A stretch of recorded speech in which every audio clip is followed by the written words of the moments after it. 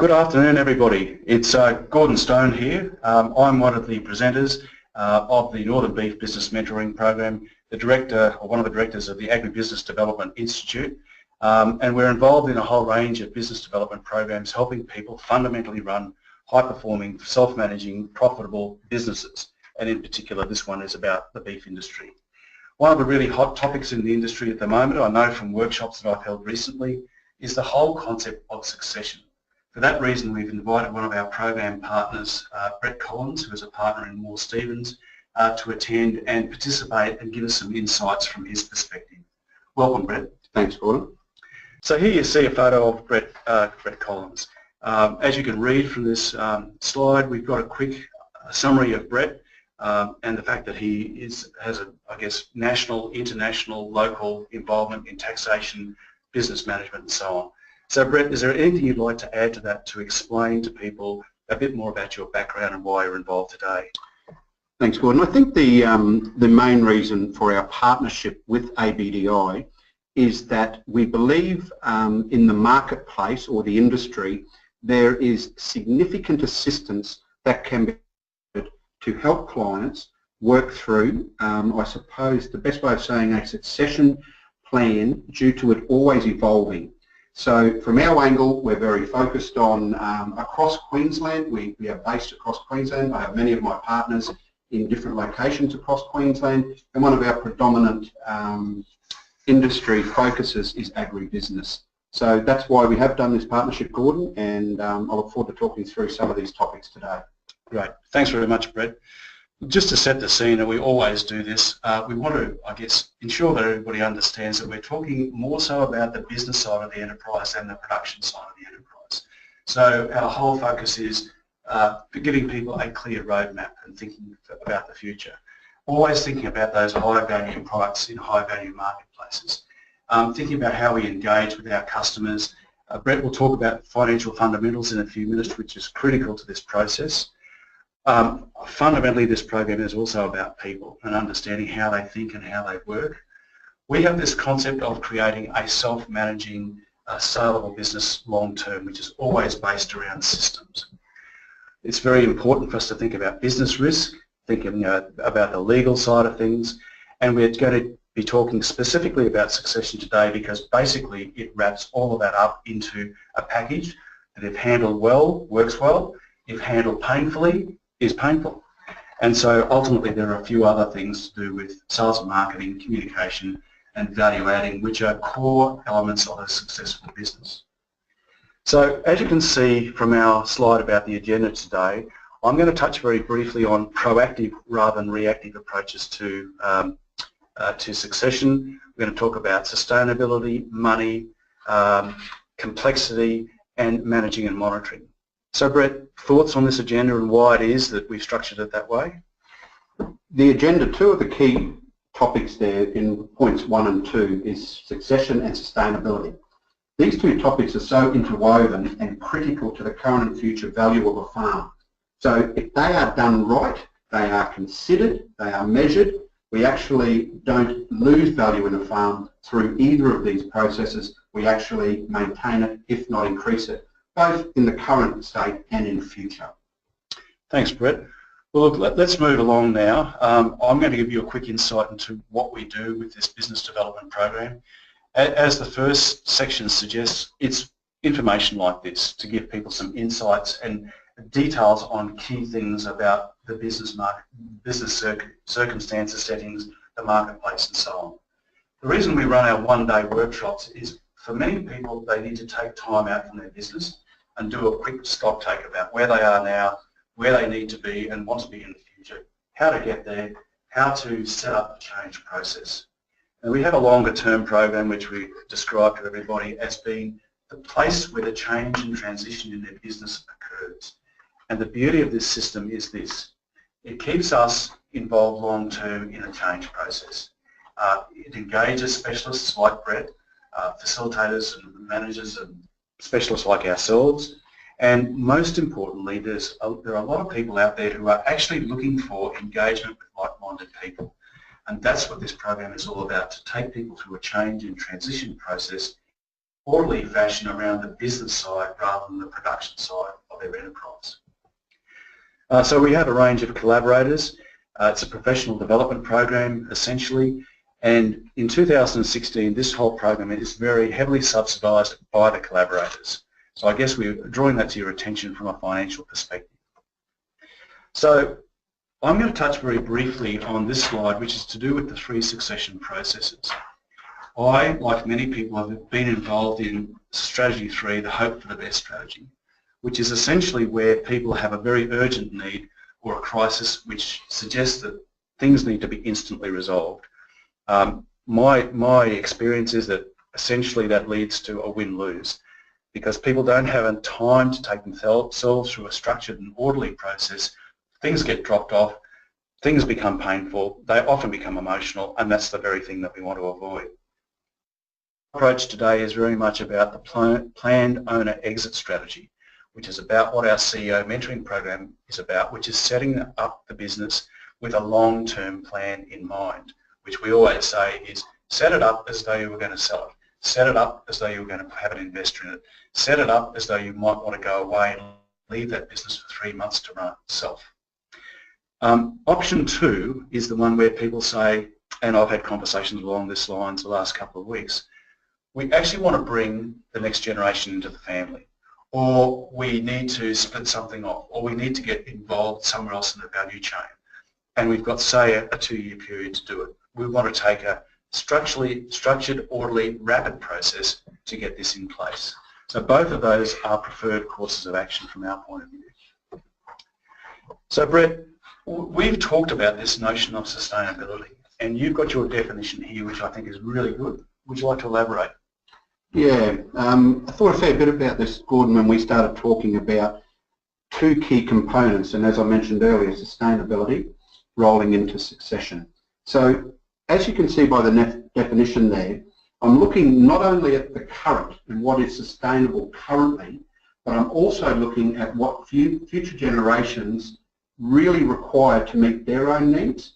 So that is a significant part of any succession discussion within a family group or an investor coming in.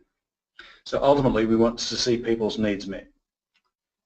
In both circumstances, that is the people who are currently farming or currently engaged in the running of the business into the group or the family or the investor or whoever is the future of the farm or the business. Thanks for elaborating on that, Brett. Much appreciated. So now let's move along there. Pardon me. This is a number of key elements that I've put in place, and I'll ask Brett to comment on this at the end too. In terms of driving this notion of sustainability, we are indeed, as Brett said, looking at the future. But ultimately, I'm very aware of the emotional side of all of this. So that's the reason why all the stakeholders, which is a nice term, but basically we call it family members, the bank, legal people, and all that sort of thing. We need to be engaged in thinking about what the requirements, the motives, desires, needs, aspirations are of people involved in this process. That's the reason we call it an evolving process, because over time it does change as people's needs and realisations change. Fundamentally, one of the most important things is about transition of wealth, and I know Brett will touch on this in a minute. And my big one is the bit at the end about the win-win-win for everybody involved, so everybody gets something out of it. That's the reason why we say the time that's required needs to be taken for everyone to have their say, everyone to be involved, everybody to be engaged, so they all feel like they've been involved and get something out of it. So Brett, would you like to observe something about this whole transition of wealth concept? Well, I think the key point you said there is it's evolving.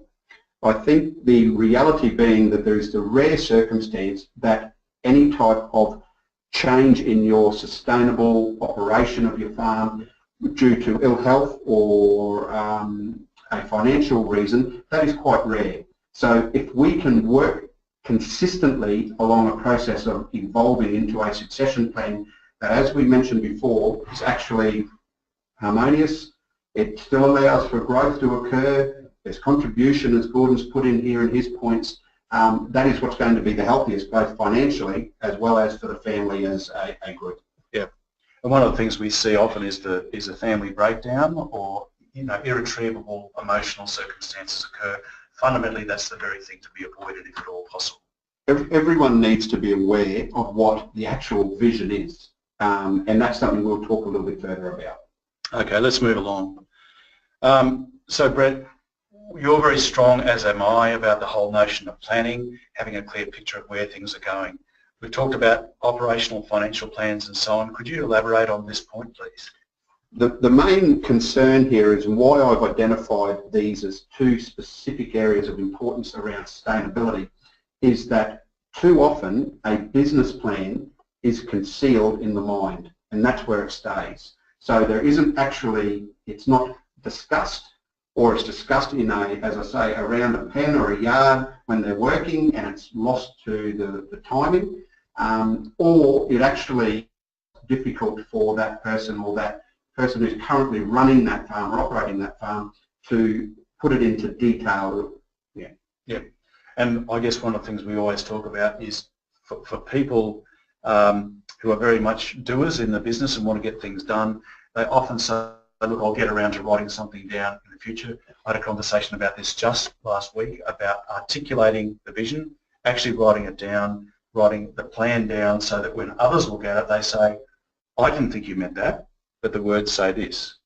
Absolutely, because as you can see, we've separated these into an operational plan and a financial plan, and that is really important because when you get down to the financial plan, it is both in a business format, but also then personally, what is the financial plan or strategic financial plan personally for all the interested parties. And if that isn't documented and everyone is aware of that plan, i.e. also that vision of what currently is happening, what they want it to look like, and what does the future then look like from now to those future generations and their thoughts, well, it's never going to come to fruition. Thanks, Brett. Let's move on and let's talk about the money. So in this slide number 3 about the focus areas of agribusiness sustainability, we've got some notes here about what we call financial fundamentals, which we'll actually be doing a webinar on in the next few weeks, again with Brett as our guest presenter. So Brett, could you just elaborate on some of these things that are critical?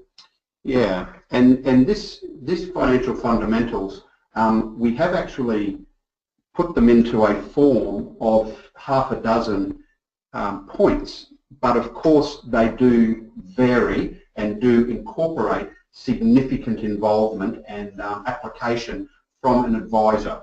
So if we look at the first one, the key thing really that we have implemented with a number of our agribusiness clients is we're actually bringing to that group an independence piece.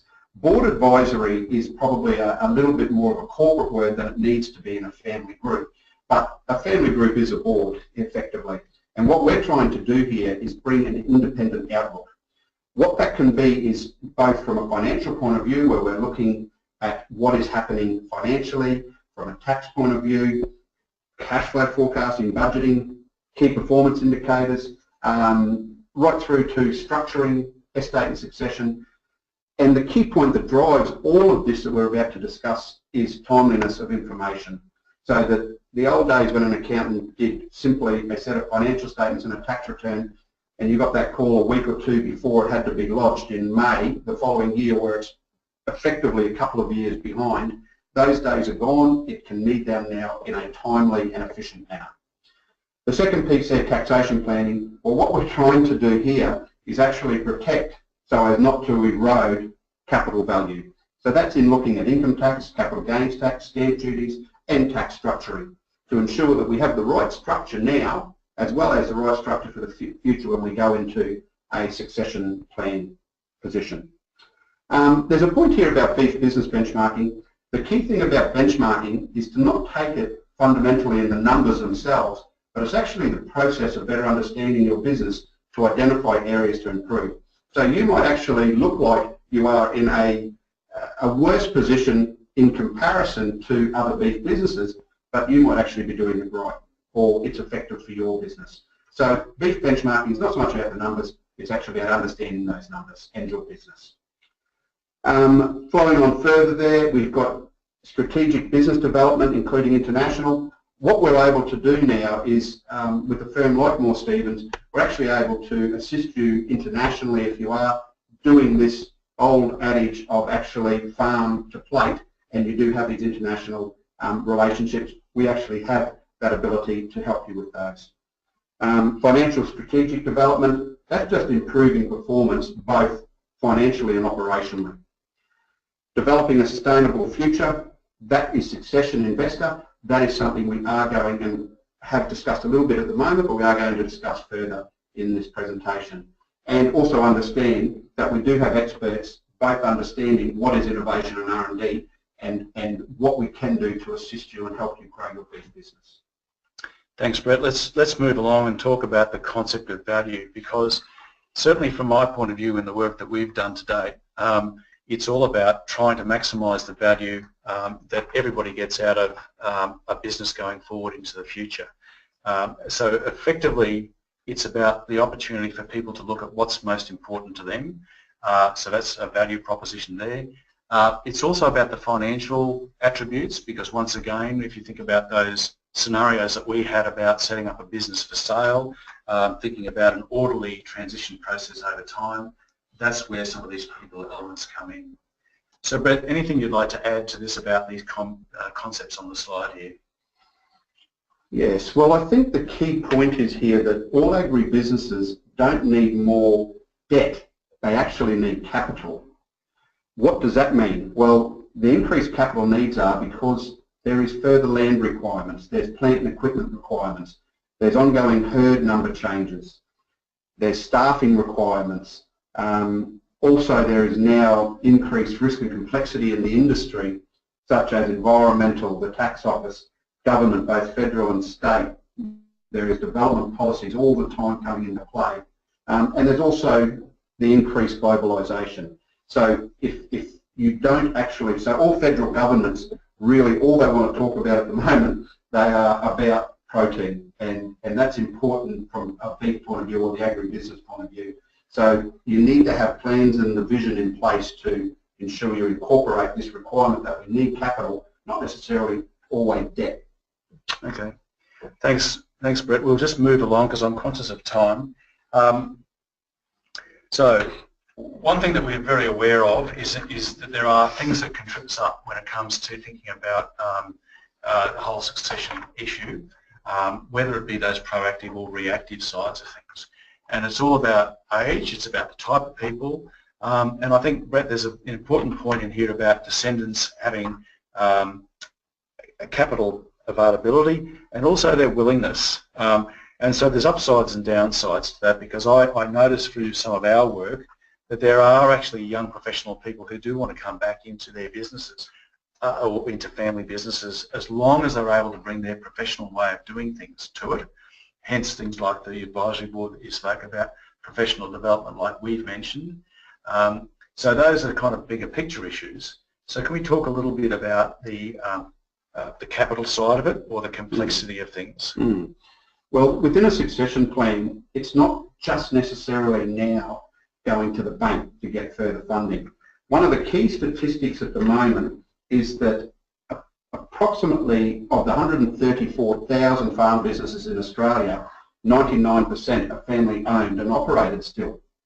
The average age, which Gordon has got here on the slide, is 52, which is actually 12 years older than any other occupation in Australia. Farmers are 5 times more likely to be working past 65 than the average Australian. So what that means is that this succession process doesn't necessarily need to have just the bank. It slashes now into an investor/succession. And what I mean by that is the ability for the family, whether it be a descendant or another family member, to actually be able to access finance to come in and acquire the farm. In some circumstances, those descendants or family members don't actually want that debt, but mum and dad or grandparents still need a form of superannuation or an availability of cash. So there's other investors that can help in this succession process if it's not just a descendant or family. It can be an external buyer. It can be the bank, of course, in a form one way or another. It can be superannuation funds. family can actually lease potentially the land off the family and provide a cash flow form that way. Or there is also institutional and corporate investors, of course, both nationally and internationally. Thanks, Brett. I want to draw our attention to the enough time scenario here as well, because I know in some of the circumstances that I've been involved in, believe it or not, it takes a year or more sometimes to run through some of these things. Even worse, if we have some scenarios where people are having difficulty agreeing on things or have inconsistent visions. And ultimately what I'm suggesting is that it's very important for people to have sufficient time for that process to unfold. And what it means is sometimes we almost need to do a bit of a stock take to demonstrate that we've got the time that's required to get everyone on the same page. When it comes to things like capital availability, once again, if we need to go and have a structured discussion with the current bank, that will all take time. If we need to have a structured discussion with our financial advisors, our accountants and other people, that will all take time. And one of the things that, that is not written here but is implicit in this process is that from time to time there is actually value in having an independent third party help us take us on that journey, because everyone in the business is so close to it that sometimes that third party, and it may be a Brett, it may be someone like ourselves, it may be somebody else, that person's job to do the package of work that's required on behalf of the whole business. So some people would say, well, that is an added cost, and that's true. At the same time, though, you've also got to look at what is the cost of the fallout of that unpleasant scenario that I mentioned earlier. So these are really quite critical issues when you're thinking of timing.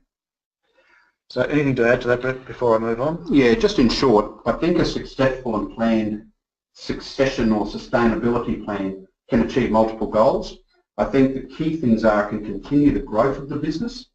It actually allows smooth transition for family, staff, etc. Also, it can minimise taxes by structuring appropriately.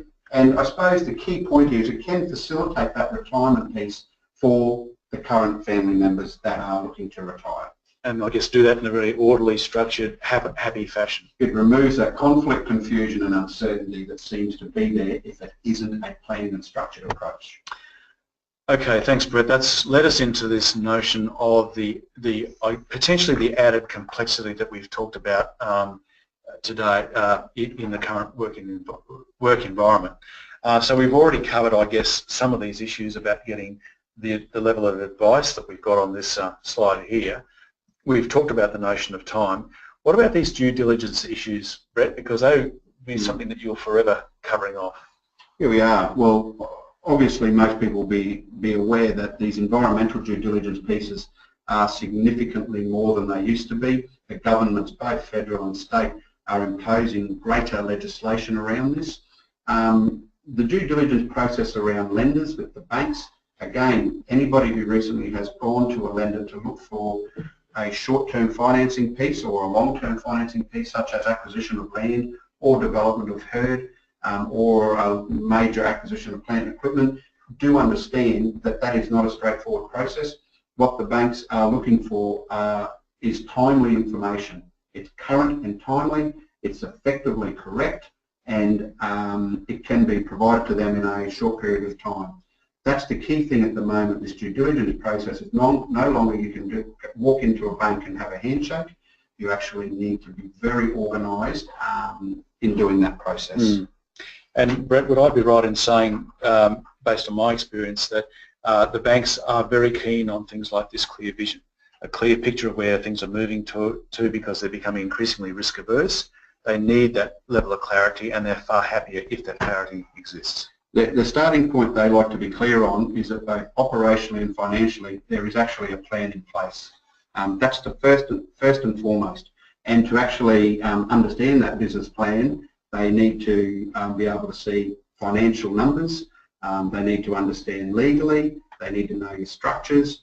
These are the first fundamentals of any program or process in a business now, both getting it right operationally and also financially. Thanks, Brett. So we'll move on now because we're drawing this to a close, and we've got a few more things, I guess, to just put on the table, and these are something that are quite important from Brett's point of view about the performance, managing and monitoring. So Brett, would you like to take us through this process a little? I think in simple terms is a lot of times when we refer a new client or we have an introduction point of view, often we ask them, have you got certain pieces such as budgets that are outlined here, or do you have key performance indicators that you're focused on? Let's discuss your herd. Let's discuss what is your financial approach over the next couple of years.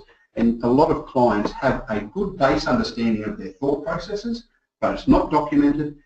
They don't have sometimes tax returns lodged. They don't have the financial plan documented anywhere. When was the last time they spoke to a bank? Well, it hasn't been for a while. They don't know who to talk to. So really from my angle about measuring performance, it's so much more of getting timely information, Gordon, rather than ensuring that your systems, such as from cloud accounting to different software models that are out there, that you have the right information to be able to provide timely information. Excellent. Thanks, Brett.